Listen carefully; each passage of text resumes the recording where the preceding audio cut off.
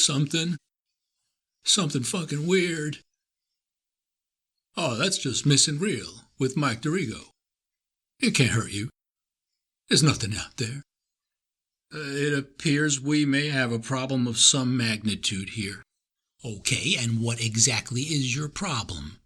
It's just the podcast. Hello. Welcome back. It's me, Mike, doing Missing Real, and we're back in the eerie territory of Stephen King once again, because there's just a lot of King stuff, and I barely scratched the surface on it, but we're getting there. This was a really good one. This was from a short story, or novella, called The Mist, that King wrote, and it was in his compilation of short stories, Skeleton Crew, and I loved this story because it was chock full of monsters, just like you like in a horror story, and the imagination run riot. But the true meaning of the story is that the people who are faced with this threat turn out to be the actual monsters in it. Yes, society breaks down, social norms go out the window, and Norm, the character, goes out the loading dock door, grappling with death. Yeah, but we're going to tell you everything. Just bear with me here, okay? If you haven't seen The Mist, or even read The Mist, let's just put it this way. The book, the short story, as usual with King, gives you a really weak fart of an ending, but Frank Darabont, here the director and screenwriter, just brings the shit. This movie has like the best, most dreary, shattering ending you'll ever see in a horror movie these days, and thankfully Darabont made sure that the studio didn't interfere with it. That was like his one condition for doing this film, is like, don't mess with my ending, and they didn't, and the ending will mess with you. So if you haven't seen it yet, I'll spoil it by the end of the podcast, so just be prepared. Yeah, brace yourself or sit down or something. I'm sitting down as I record this. Okay, so here we go with The Mist. All right, Frank Darabont, great writer, great director, The Walking Dead. He has nothing to do with ending it, but it's finally ended.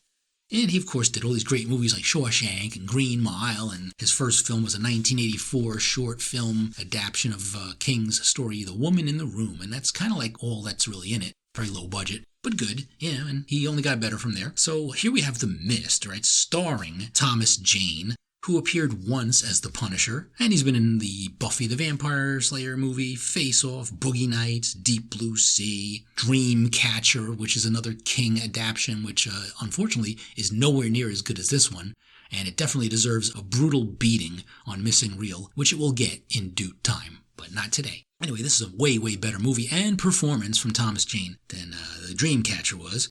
And one more thing about Thomas Jane, he was also, well, maybe a couple things. He was in The Predator, not Predator, because, Predator was The Predator for me, but The Predator. And he was almost cast as Rick in Walking Dead. But then we got Andrew Lincoln. I guess, being named after a president has its advantages. So here we are, Thomas Jane, right? He plays David Drayton. He's an artist who does movie posters, all right? Yeah, he's got a great job, just painting cool stuff. And in his studio, which we see at the beginning of the film, during a thunderstorm at night, he's painting stuff. His current painting looks like a Clint Eastwood type of gunslinger guy standing in front of a castle with a rose just floating in front of him. Gee, we know what that is, don't we, King fans? Yeah, it's The Dark Tower, which hadn't yet been made into a movie at this point. But this was in 2007. The Mist was released. Yeah, the Mist, the movie. Yeah, I'm sure Mist has been around for centuries, but the Mist movie, I'm saying. So yeah, he's painting.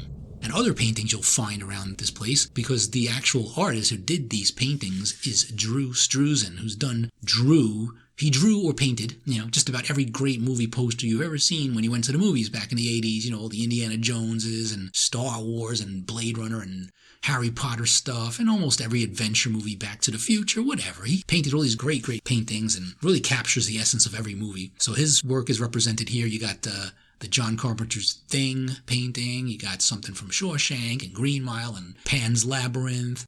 Because Guillermo del Toro here was a little bit of a pal, I guess, to the production. And there's a little bit of It maybe somewhere in there too. More King things, but the thunderstorm is kind of harsh, and this tree comes through the window and wrecks part of the studio. And in the morning, David is out there with his little kid, Billy, and his wife there, and he's throwing away the ruined painting that he was working on of the Dark Tower. Kind of like the Dark Tower movie itself was ruined by not being really epic and long like all the books that it came from. But we won't discuss that here. It's just too depressing when they fuck up a King work that King worked on for so long. Here we are in the morning. It's daytime, and there's like this mist coming across the lake from the mountains. It's weird. What's that, Daddy? But there's also damage. Trees were fallen. The tree from next door neighbor is smushing the boathouse that the Draytons had. I don't know if there was a boat inside of it. It's too misty out anyway. They wouldn't go out on a boat. But the next door neighbor there, Brent Norton, played by Andre Brower, also in a King production of Salem's Lot and Brooklyn Nine-Nine. Pretty good actor there. So he's next door, and him and David had some bad experiences between them in the past, and suing each other, and Norton is actually a lawyer, so he likes suing people, but not being sued. But they have a little tension here. Norton's car is smushed by another tree. He's like very angry. Motherfucker! Cocksucker! And he's starting a chainsaw, trying to cut through these logs and shit that fell down. Like, maybe not the best time to hey, your tree fell on my boathouse.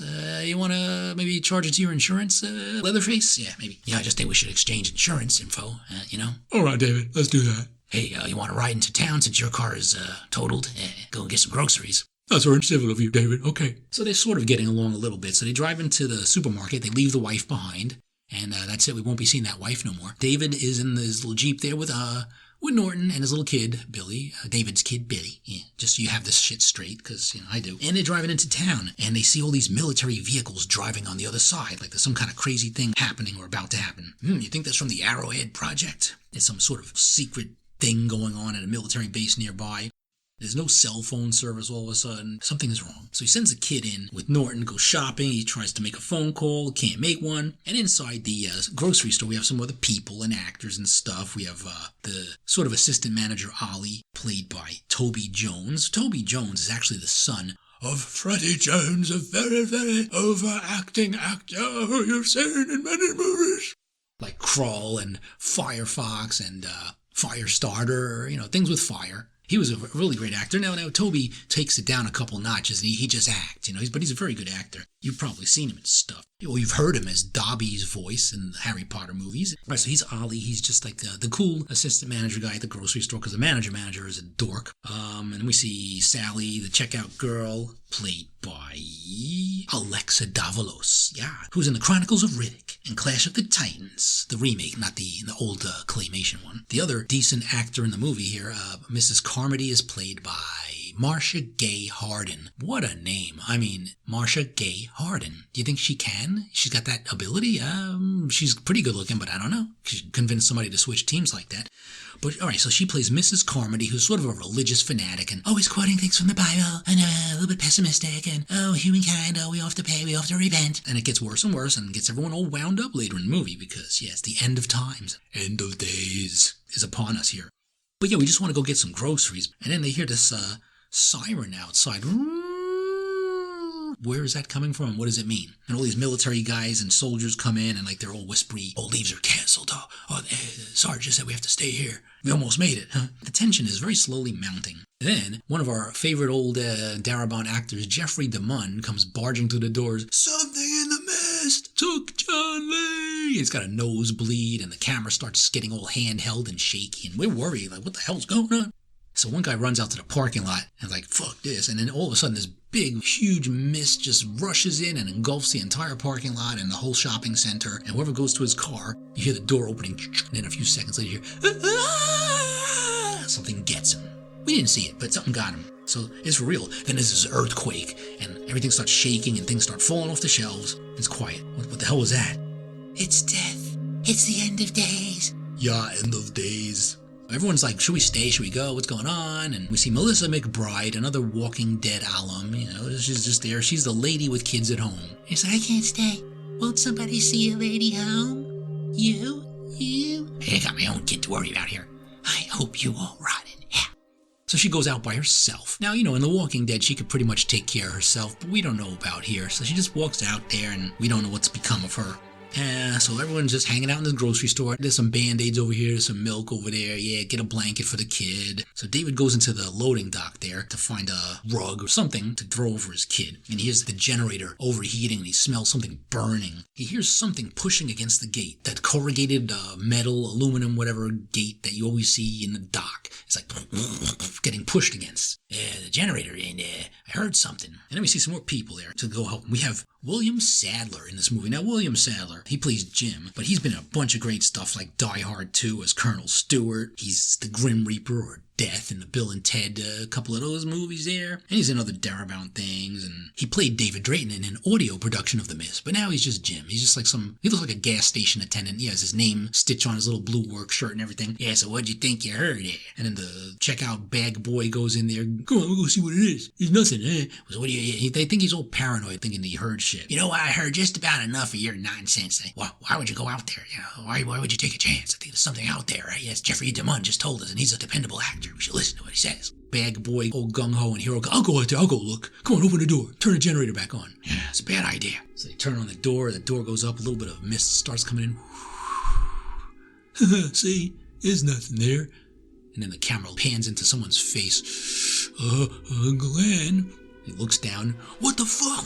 Someone grabs his leg. This is pink tentacle. Grabs his leg, starts yanking him out. Oh, help me! And of course, Jim there and everyone else just stands petrified, not doing anything. And David and Ollie are the only ones trying to help. And then this thing is pulling and pulling and pulling. And another tentacle comes in and rips a chunk off of his chest because it's got teeth on the bottom of it. And then Ollie goes and tries to get an axe and chop the tentacle. But then it pulls him and he misses. And he bumps his head. All kinds of crap's going on. And bigger and bigger and bigger tentacles are squeezing in. And one of them goes and grabs a huge bag of dog food and pops it. Special effects ain't too bad here, but this kid doesn't survive. He gets pulled out. He looks like he's a goner, and then they finally get the damn door down, and one tentacle gets chopped off, and a little tip is left on the floor. Kid's dead, and David's all upset. Hey, how was I supposed to know what you meant? You said you heard something. I punches him out. You just let that kid get killed, and I got his fucking blood on me. Here goes a little good acting there. Thomas Jane. There you go. That's good. It's good acting. Much better than Dreamcatcher, right? We gotta tell people. We gotta warn them. Don't go outside. And why are we gonna tell them? Jim and his friend there start cracking open beers. And he's still apologizing and stuff, but it doesn't matter anymore. And then David wants to change his shirt because he's all bloody. I don't want my kid to see me like this. And he talks to his buddy there, his almost buddy, Norton. He's like, no, I don't believe you. I'm just not that stupid. He's telling you the truth, man. Now, David, I know you think it's a big joke on me. I'm the tentacles from Planet X. It's very stupid. And here I was thinking that I actually was being nice to me. Why would we possibly have a reason to fool you? Hey, don't give me that. Now, I know you people don't care much for out-of-towners, especially you two hillbillies over here. Now, just a doggone cotton-picking minute. Who the hell you calling a hillbilly, you lily-livered galoot? All right, so he doesn't believe anybody. He's like, all right, we should be trying to find a plan of rescue. None of this nonsense. Okay? People start dividing, and Mrs. Carmody starts preaching. Oh, and as it was said in Revelations. And she's turning her pages. She has her trusty Bible there, and people start listening to her. And she starts building her own little faction. They have this whole plate glass window front of the supermarket, so they gotta start barricading that shit. This has all been written. Revelations, the good Lord in the good book call for expiation. We're all gonna learn what expiation means pretty soon. It doesn't mean going to the bathroom. All right, so this school teacher here, I think she's a school teacher. Yeah, she's or substitute or whatever she is. Laurie Holden. You've also seen her in The Walking Dead and The Majestic and The Crimson Countess in The Boys. Yeah, so she's been in some good stuff. So she's got a revolver with some rounds, and the only person who has any experience firing a gun in this whole supermarket is Ollie, Toby Jones. So he gets the gun for later use. So Norton and a few other people decide to leave. Yeah, Brent, you shouldn't go out there. There's nothing out there, David. Nothing at all. We'll send back help. So he goes out into the mist, and this other dude who wants to go out and see if it's okay, this biker guy, played by Brian Libby, who originally was going to be played by Stephen King, because Stephen King, despite his very limited acting range playing bikers like he did in The Stand, where he couldn't even deliver one line without causing a cringe, he doesn't play the biker, but Brian Libby, who probably was a real-life biker too, plays the biker, and he's been in a shitload of movies. You've probably seen him in a couple of Chuck Norris movies. I think he was the crazy guy in Silent Rage, and he's in Dreamscape and other Darabont movies, so he's cool, he's reliable, he looks like a biker. And he goes out, he tie a rope around his waist. Hey, crazy lady, I do believe in God. I just don't think he's the vengeful asshole you make him out to be. So he delivers one or two decent lines. He goes out with the rope, and then the rope starts getting pulled up and down, burning their hands, and then they pull it back, and there's all this blood all over it, and everyone's like, gasping. And then they just pull out the bottom half of his just the legs come back.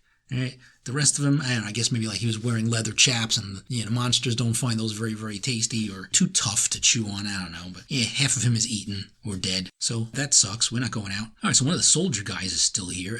Private Jessup, played by Sam Witwer, who you might have seen or heard, probably just heard him, because he does a lot of voice work, Star Wars animated stuff. He's the voice of Darth Maul in Clone Wars and Rebels, one of those things, and even in the Solo movie where you see Darth Maul for no reason just pop out with his lightsaber. That was Sam Witwer saying a few things. He does a good scream though. When he's pissed off at Kenobi,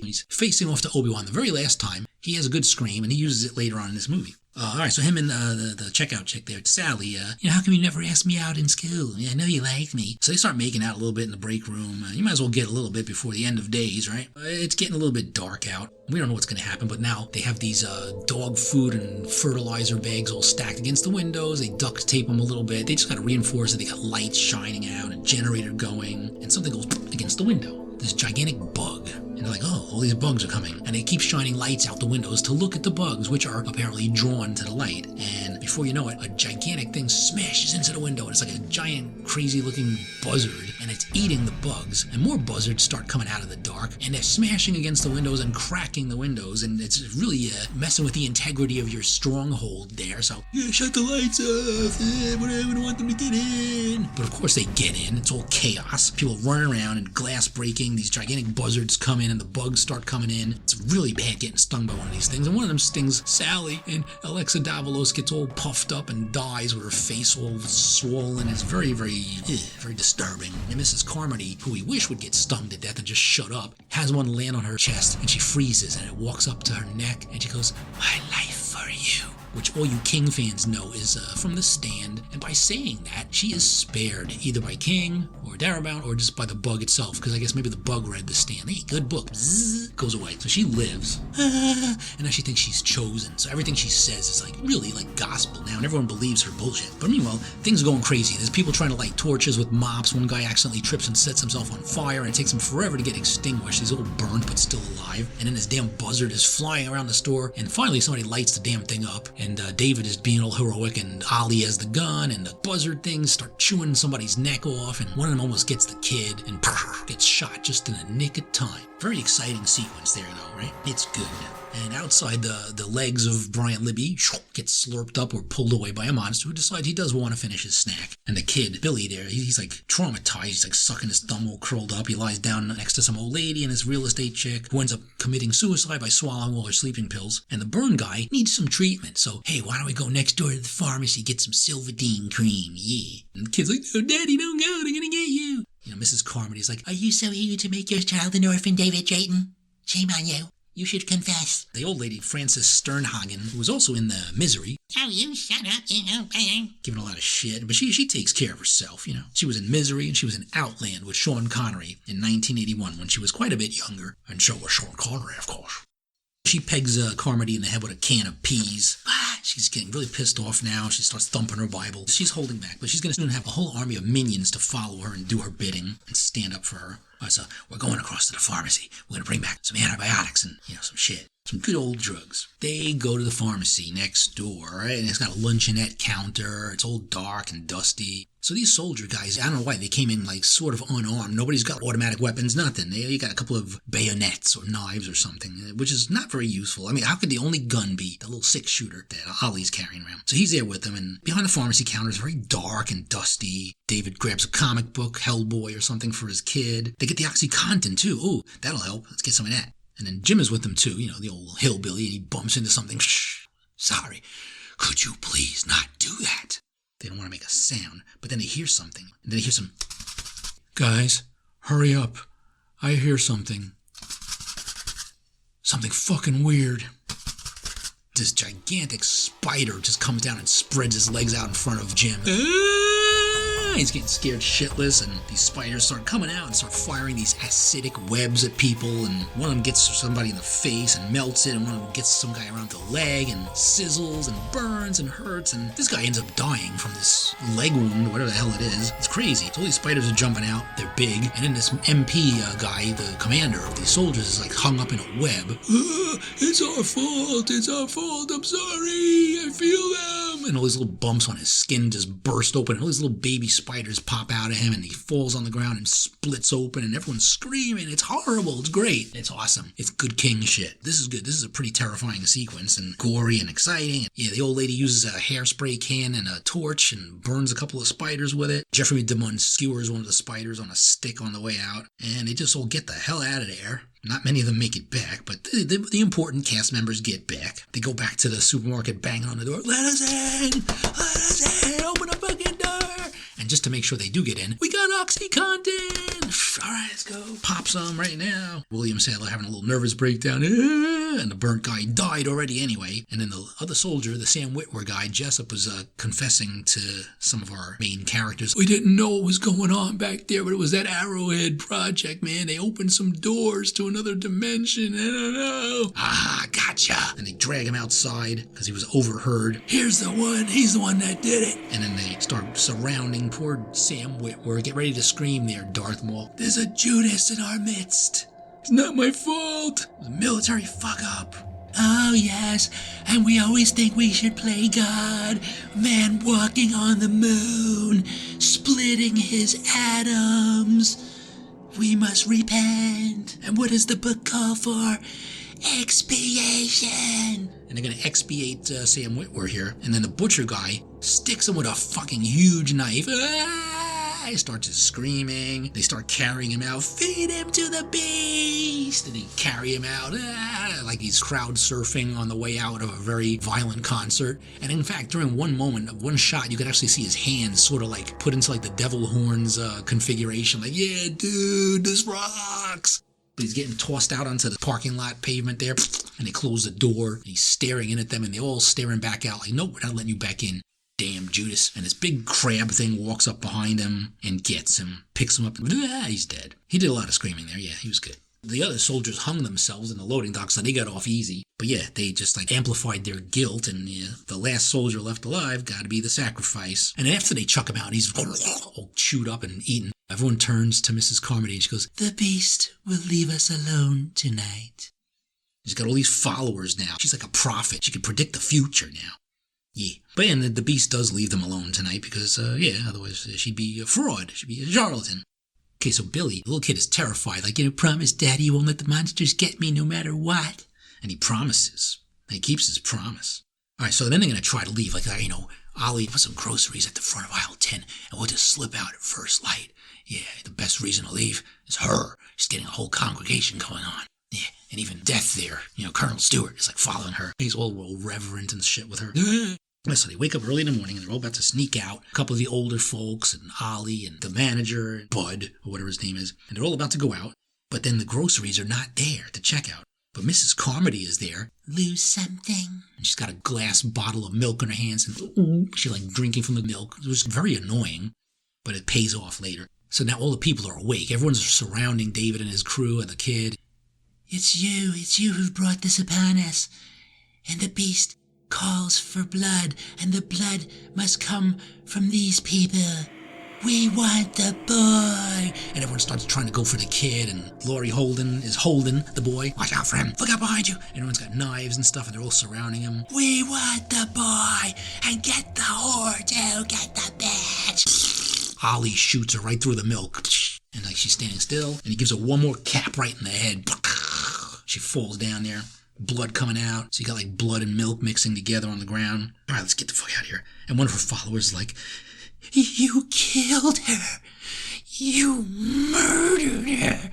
Move." They get out. The crab gets Ollie. It picks him up. He doesn't last very long. Ah! Oh shit, he had the gun. Oh, thanks. The monster drops the gun back on the top of the car. And David is reaching for it while they're all trying to get in and go. And, no, don't do it. He's like reaching and stretching his hand out onto the hood like a few inches from the gun. And all the spiders are coming. He's like, "Daddy!" Screaming. And he grabs it, gets it just in time. Gets the gun, closes the door. Spiders are clacking on the roof. It's very scary. They have like these skull faces with teeth. And they look really weird. Creepy ass creature design, I gotta tell you, man. Alright, so then, who's left here? Who we got? Alright, so Jeffrey DeMunn, the old lady there is inside, and the kid, Laurie Holden, and Thomas Jane, the Punisher there. He's in there. So they're in the car, and his Jeep, his Toyota, whatever the hell he's driving, his Tundra. I don't know, he's driving something pretty sturdy, thank God, that spiders can't get into. So they start to drive out, and there's this droney music.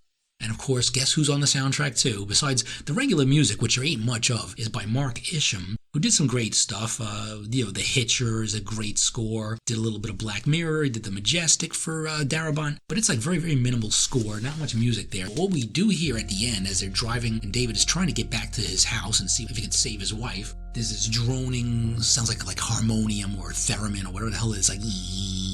And our good old friend Lisa Gerrard from Dead Can Dance is wailing away because nothing happy is going to happen now. And you're,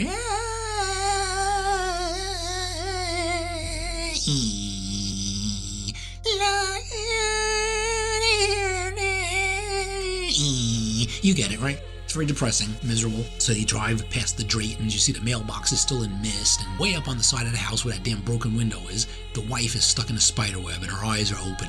So we don't know if she's dead, alive, she's about to hatch, a chest burster's gonna pop out, something, but she's gone. The kid, thank God, is asleep. He was asking for his mommy the whole damn movie. Like, yeah, you might as well stay asleep here, we'll tell him later. So keep on driving. Just go as long as the gas tank holds out, right? So they pass by all this wreckage on the highway. There's a school bus full of kids all spider-webbed. There's signs knocked over. And then we feel this thumping. And everything starts shaking.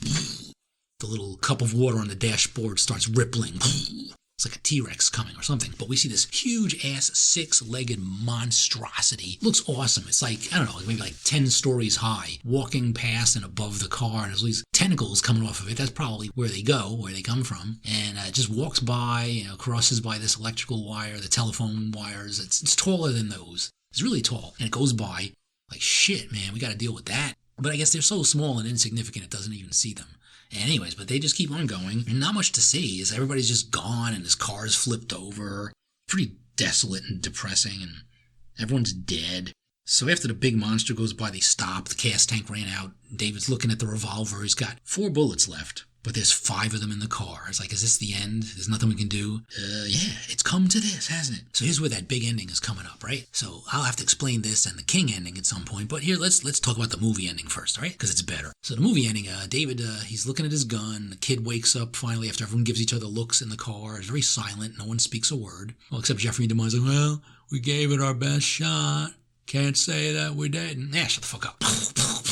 Long shot from the car. You see little muzzle flashes and stuff. And then we see David, and blurry in the background, some people with blood on them, and he's got the gun. Here comes the acting again.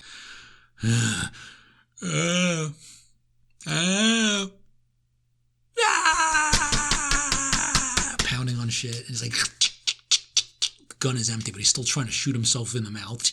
It doesn't work. He goes outside of the car after a few more inarticulate and things like that. Goes outside and he hears something approaching. It's like probably a big-ass monster. And you hear this, like, come on, come on, come on, come on, come on. And then as you see the shot from behind him in the mist, he's standing next to his Jeep, and then something comes out of the mist. But it ain't a monster. You know what it is? It's a tank. A military tank with a soldier on top, and then followed by another tank, and then followed by a truckload full of rescued people, including Melissa McBride and her kids. And about the only thing you could say at this point is, no! That is probably the ultimate no! But oh my gosh, yeah. So David pretty much fucked up big time on his tactics here.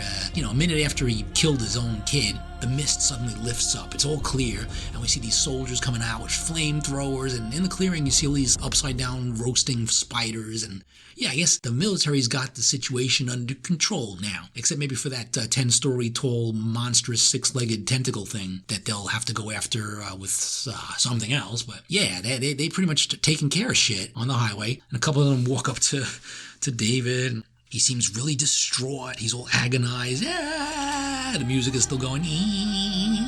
More miserable than ever. Soldiers looking at him like, are you okay? Just turn off that fucking music. So there's a theory amongst the fans of this movie that maybe the mist lifts up all of a sudden just like that because the kid and the woman there, Laurie Holden plays, got sacrificed to the monsters in one way or another, either by bullet. It's just their deaths, brought the ending of this misty siege that everyone was under. I don't know, maybe Maybe Mrs. Carmody was right. Maybe her prophecy came true. We don't know. I don't know if it was expiation or 45mm round. I don't know what it was, but that's it. The kid's dead. Everyone's dead. David might as well be dead. He's miserable now. Yeah! And the movie ends on this really, really downbeat, which I love. I think it's fucking awesome. And King was impressed with it too. It's like, oh, it's the ending I wish I'd thought of. Yeah, we wish you thought of any ending whatsoever. Because in his novella, it's basically just David keeping a journal and leaving it in some diner. And like maybe somebody will find it and we'll just keep on driving and see where we end up if we could ever get out of the mist. And it kind of just finishes up like that.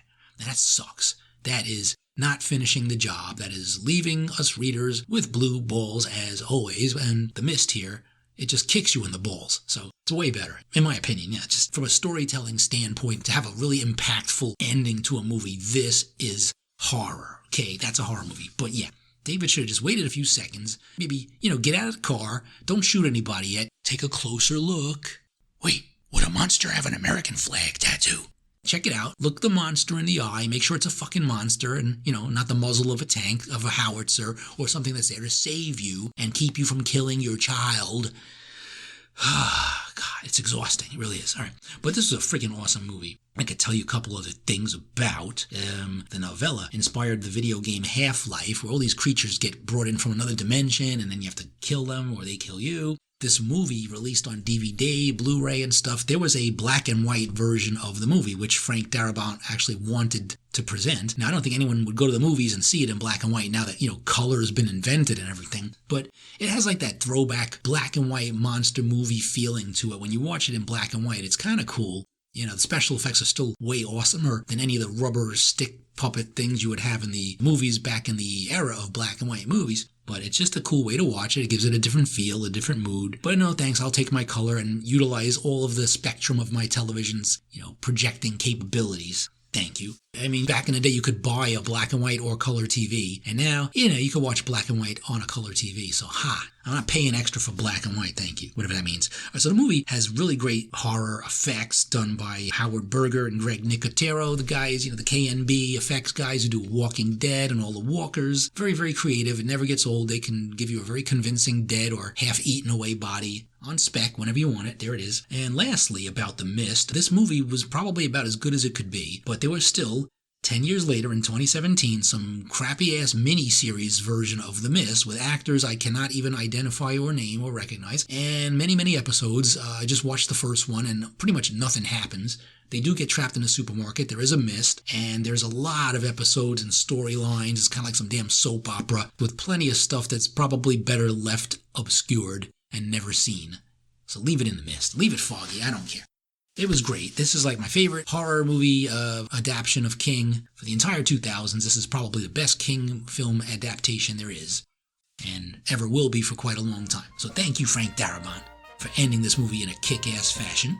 And thank you all for listening to Missing Real and kicking ass as listeners. And I will try to kick ass again sometime, or at least for the first time, on a great podcast for you to hear sometime in the future. But for now, I'm going to sign off. I will drift off into the mist, and I'll send back help. Thanks for listening to Missing Real, and we'll be back again real soon.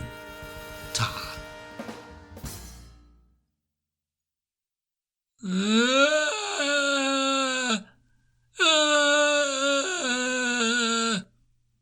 Oh, it's over. Okay. Whew. Thank God.